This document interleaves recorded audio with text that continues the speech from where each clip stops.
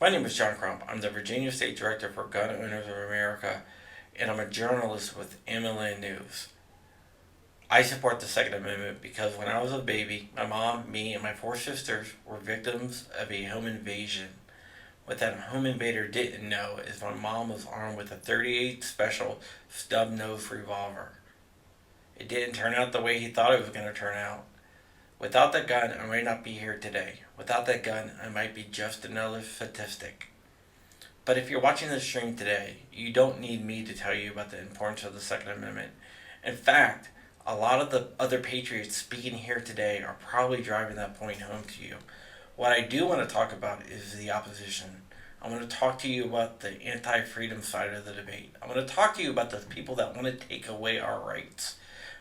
In my unique position as an investigative journalist and gun rights activist, it has given me the tools and the will to research the opposition.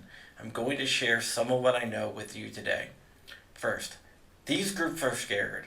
They fear you and they fear how successful we have been in swaying public opinion. And emails obtained by Ammoland between the anti-gun group known as Giffords and anti-gun governors like Murphy in New Jersey and Northern Virginia, we can see how afraid these groups are of new gun owners. In these emails, Gifford begged and pleaded with these governors to shut down gun shops during the COVID-19 scare. They were scared about the number of people exercising their rights to bear arms. They knew they were losing in the court of public opinion and looked to Big Brother to control the masses. But national groups like Gun Owners of America and Firearms Policy Coalition stepped up to file suits over these closures of gun shops and ranges, and they won. Local groups like Virginia Citizens Defense League used money from the explosion of people buying memberships to join the suits. Anti-liberty groups lost their collective minds. For years, they thought they could hamstring the NRA and would have free reign of getting any law passed that they wanted. What they didn't realize is that our side isn't AstroTurf. We aren't funded by billionaires. We are real grassroots. We are the Hydra. If you cut off one head, two more will grow. These groups started reaching out to friendly media sources to push crazy conspiracy theories about our leaders and legends on the pro-gun side. GOA has been targeted by these dishonest journalists. When I asked one of these reporters for the sources, they provided me with three. One of the sources was the anti-gun magazine Mother Jones, and the other two sources cited Mother Jones as their primary source. Funny enough, these were the same sources that Everytown emailed to all journalists across the board. What was the source of the Mother Jones article, you may ask?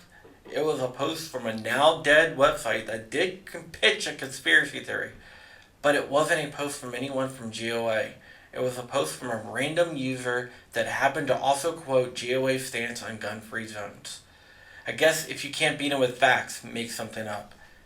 They even started attacking politicians accepting our endorsements.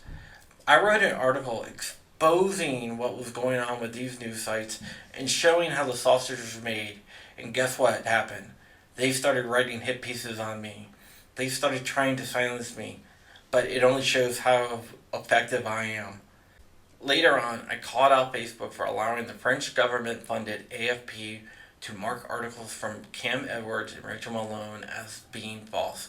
These articles highlighted Kamala Harris's attack on the Second Amendment. Nothing in these articles were false or exaggerated.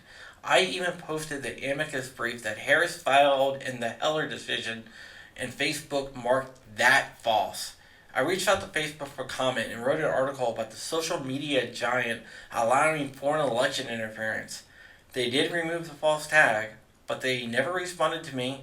Well, they never responded to me in email. They did ban my public page and my personal account for life over the reporting. If they thought I would go quietly into the night, they don't know me. With the help of GOA, I, who worked for Facebook in the past, filed an FEC complaint against the media giant. We are not descendants of cowards, and we will not be silent. I want to leave you with a challenge. Rattle cages. If you are in the closet about your support of the Second Amendment, it is time to come out. If you are just paying dues to gun organizations, it is time to get off the bench and into the game. We need citizen lobbyists. We need citizen ambassadors. We need you. Thank you and keep up the good fight.